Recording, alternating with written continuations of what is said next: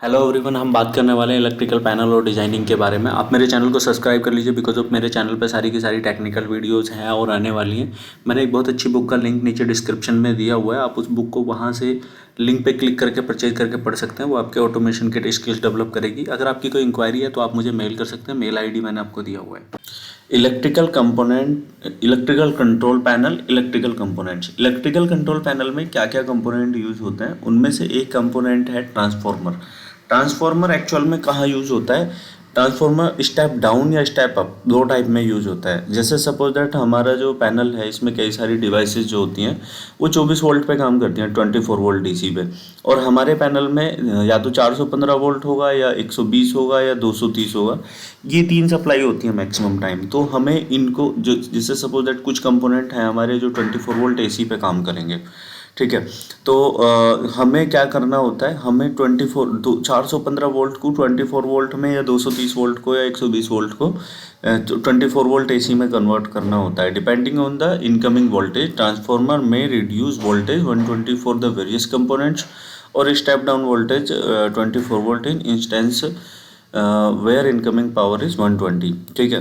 तो हमें incoming power को स्टेप डाउन करने के लिए ट्रांसफार्मर की रिक्वायरमेंट होती है अपने इलेक्ट्रिकल पैनल में, ठीक है। क्योंकि कई सारी चीज़ें होती हैं जो 24 वोल्ट एसी पे काम करती हैं। जैसे इसके कई सारे मेक आते हैं, जैसे एबीबी हो गया, सीमेंस हो गया, एल्स्टॉम हो गया, TD India, transformer rectifiers India, Kirloskar electric company. ये कई सारे हैं जो बहुत रिप्यूटेड मेक हैं और वो काफ़ी महंगे इनके आते हैं।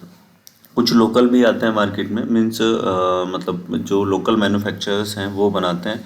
और वो उनके कई हमने भी खुद ने यूज़ किए, इवन मैंने खुद ने यूज़ किए हैं लोकल से भी और रिप्यूटेड से भी यूज़ किया है। तो मतलब इशू तो नहीं रहता है कुछ भी, लोकल भी ठीक काम करता है। बस ये है कि जब तक चल रहा है चल जाता है, ठीक है। तो ट्रांसफार्मर की जो वायरिंग होती है वो इस तरीके से होती है। जो प्राइमरी ही सर्किट है, सपोज दैट हमारा इनकमर सर्किट जो है ये है, यहाँ से हम फेज़ और न्यूट्रल दे देते हैं, दो वोल्टेज दे देते हैं, ठीक है। और नंबर ऑफ टर्म्स के हिसाब से ये स्टेप डाउन करता है, ठीक है। तो ये प्राइमरी सर्किट होता है, ये सेकेंडरी सर्किट होता है। यहाँ पे स्टेप डाउन करके वोल्टेज आउटपुट निकल के आ जाता है, ठीक है। इसका फोटो जो होता है वो इस प्रकार से होता है मैक्सिमम जगह पे, ठीक है। जैसे मैं आपको बताऊं कि कोई पैनल है उसमें एक्चुएटर थर्मोस्टेट में 24 वोल्ट एसी रिक्वायर्ड होता है, ठीक है। तो कई कई सारे फ़ैन होते हैं जो 24 वोल्ट एसी पे डिज़ाइन होते हैं। तो बहुत सारी जगह रिक्वायरमेंट होती है इसकी। तो हम आई थिंक आपको समझ आ गया होगा कि ये कैसे काम करता है, ठीक है।